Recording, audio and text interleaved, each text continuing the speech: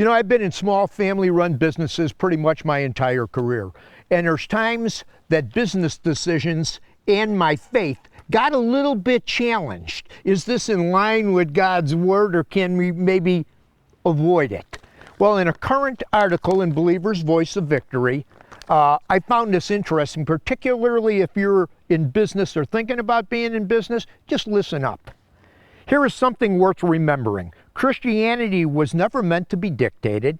It was meant to be demonstrated. Your job becomes your pulpit, your performance becomes your platform, and the marketplace becomes your parish. Jesus said it like this: "Let your light shine before men, that they may see your good works and glorify your Father in heaven." That is why I wrote Faith in the Marketplace. So many believers have seen their Christianity as separate from their job or business, something for only Sunday morning.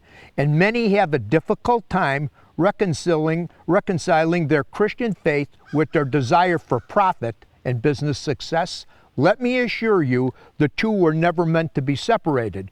A great illustration of this is a testimony I read about David M. Brown, the former CEO and president of LensCrafters, which he also co-founded. While growing up in church, Brown somehow received the belief that faith and business did not mix. He fell into the habit of applying one ethical system in his personal life and a completely different ethical system at work.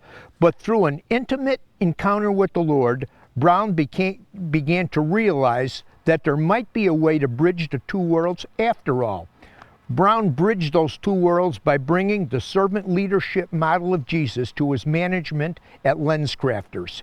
After changing his leadership style and eventually the culture of the entire company, the company's phenomenal business success over the next 10 years speaks for itself.